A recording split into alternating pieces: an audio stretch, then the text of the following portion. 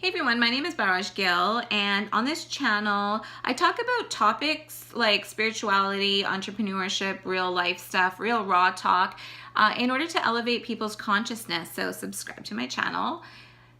Today I want to talk about appreciation and gratitude. I remember my journey. My journey started about 15 years ago, and the first thing that I did was I realized there was a sixth sense. There was something outside of me. And from there, I began to journal and I just began to grow. I started looking at, when I would have a conversation with people, and I remember this. As I became more aware of my emotions and my feelings, as I would have a conversation with other people and I started realizing or recognizing that I was feeling angry towards this person, or I was feeling curious, or I was feeling happy, I began to start putting those feelings aside, because those feelings then, if it was anger, my feelings towards that person, which were starting to get riled up already inside of me. So instead of reacting, I started realizing the feeling first and understanding the feeling. And because I was able to understand the feeling, I could look at that person and then pinpoint what and where the trigger was without even saying anything. This is all happening in my mind. Gradually, this begins to happen. I think the first thing is journaling and self-reflection. But then once you go out in the world and you start applying it in your regular life, like I remember as this person was talking and I was getting angry and irritated and those feelings and emotions were coming up, because I recognized the feelings and emotions, I was able to listen to her speak and finish what she had to say without jumping in and giving my take on it and why I didn't think it was right and what I thought was right. And it was a pretty crazy experience, because once she finished her conversation and I had already realized it didn't resonate with me and I was angry, and because I didn't really care to have a friendship with this person anyways. It didn't matter if we agreed on things.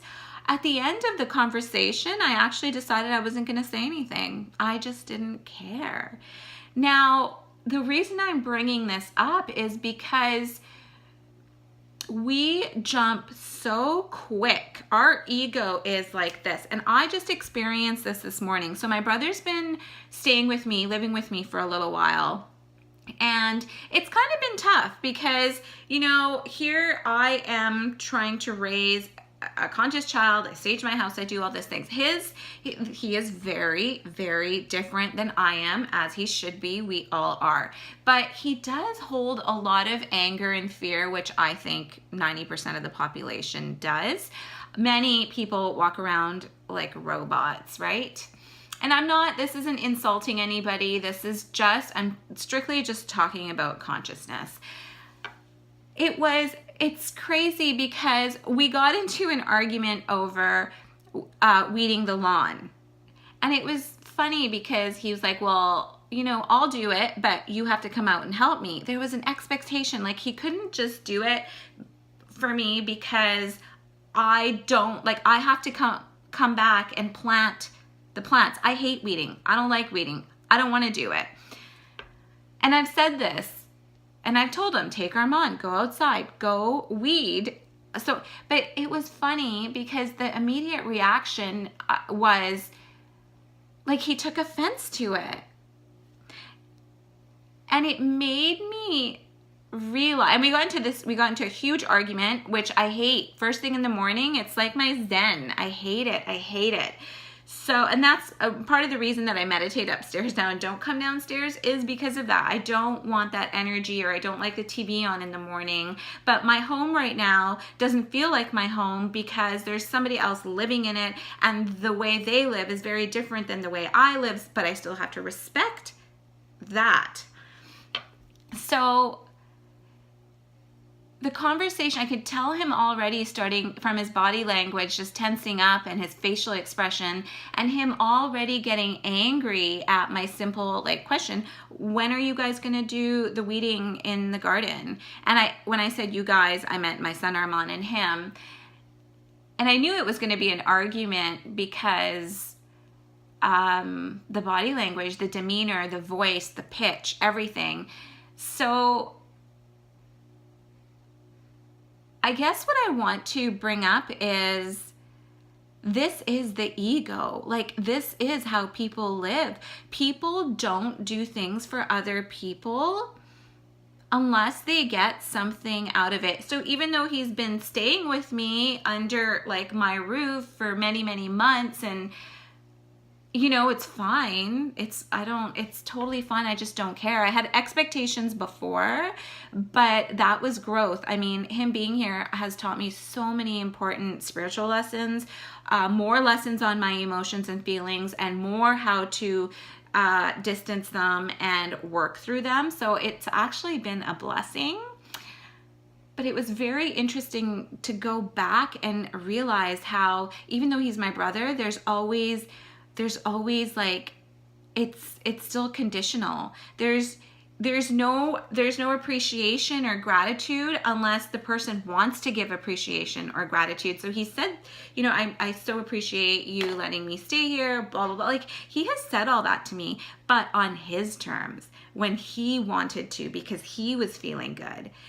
And this morning, because I asked him to do something, it wasn't on his terms, and he doesn't obviously want to do it, but then just communicate, right? Like, just say so. So it was crazy. It was a lesson for me to understand how hard it is for people to give gratitude and appreciation.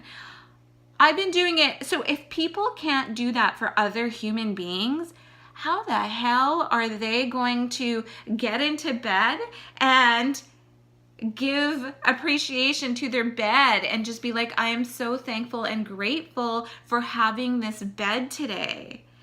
You know what I mean? Anyways, this was just a real wake-up call for me, and it took, obviously I live that way too. Obviously I didn't appreciate or give gratitude to people before, but it was just like, you know, when it's boom in your face and all of a sudden a light flips, it's like, this is how people live. They only do things that benefit them, and they don't see they don't appreciate things outside of what they want to appreciate. So it's still ego. Even their gratitude and appreciation is coming from ego. It's not coming from the heart center. It's not. And if it's not coming from the heart center, so one lesson that I learned today, and this is a synchronicity, I learned that regardless, it doesn't matter. He will always have a place. I'm not gonna be like, oh, you have to leave. Like, yeah, I have boundaries, of course, but I mean, there's no expectations. I didn't have any expectations anyways, but I asked him to do a few things, like help me with the garage, or my son will. I don't want to do it, or the gardening or whatever. But it's just like, there's no connection. So he doesn't see my point of view. He doesn't see it how it will make my life easier if he does that. And he doesn't want to do it because he doesn't want to do it. It's work for him, which is understandable.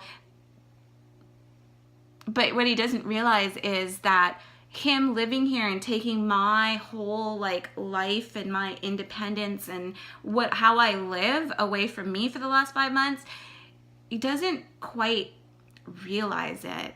So it's just been crazy. Anyways, I just wanted to share that. Thanks for listening.